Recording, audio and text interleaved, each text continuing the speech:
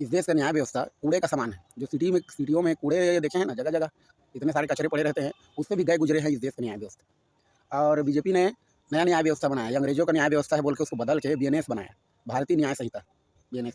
लेकिन इसमें कोई प्रोग्रेस और कोई तत्परता वाला काम नहीं है। वही घटिया के घटिया जो कछुए के चाल है न्याय व्यवस्था का, वही रह गया है।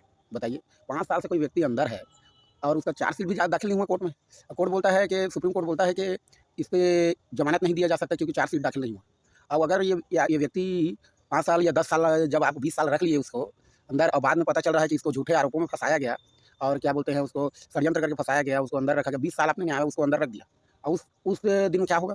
बस उसको बरी कर देंगे, लेकिन उसका 20 साल, उसका 10 साल जो उसकी जवानी के चले गए हैं, उसके कामयाब होने के चले गए हैं, उसका ज़िंदगी बर्बाद हो गया 20 साल, उसको क्या वापस कर पाएगा न्यायालय? या सुप्रीम कोर्ट के जज जो कहते हैं कि इसके 1 साल तक एप्लीकेशन नहीं डाल सकते ज़मानत का, फिर से याचिका नहीं दाखिल कर सकते फिर से।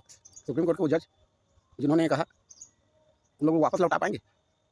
बताइए। अगर वापस नहीं लौटा पाएँगे तो क्या उन लोगों को सज़ा होगी? जो लोग उनके उनके मतलब उनको झूठे आरोप में साजिशों के तहत अगर फँसाया गया होगा। अब अगर वो दोषी है तो उसको फांसी पे चढ़ा दो। अगर सामने वाला दोषी है तो उसको कड़ी से कड़ी सज़ा दो, उसको फांसी पे लटका दो, उसको सूली काट दो, उसका गला काट दो, न्याय के तहत कोई तकलीफ नहीं। अब अगर वो बेकसूर निकल गया और सिस्टम ने उसको फँसाया है, हाँ, उसे साजिश के तहत फँसाया गया है और उसके गंभीर आरोप लगा के उसको सालों जेल में रखा गया है, तो उसका भुगतान कौन भुगतेगा? जिसने फँसाया उस लोगों को फांसी की सज़ा होगी। जो सुप्रीम कोर्ट में उसको सुनवाई नहीं हुआ, उसको चार्जशीट दाखिल करने पे संस्थाओं पे सवाल नहीं उठाया, उल्टा याचिकाकर्ताओं पे सवाल उठाया, 1 साल का उसमें केस लगा दिया कि 1 साल तक आप नहीं, उन जजों पे होगा क्या सज़ा? लोगों को भी सज़ा होना चाहिए ना। जो न्यायालय को ये बना के रखे हैं, क्या बोलते हैं, सत्ता का अड्डा बना के रखे हैं और सत्ता के हिसाब से फैसला देते हैं, सत्ता के आगे झुके रहते हैं, हाँ, सबको फांसी चढ़ेगा क्या?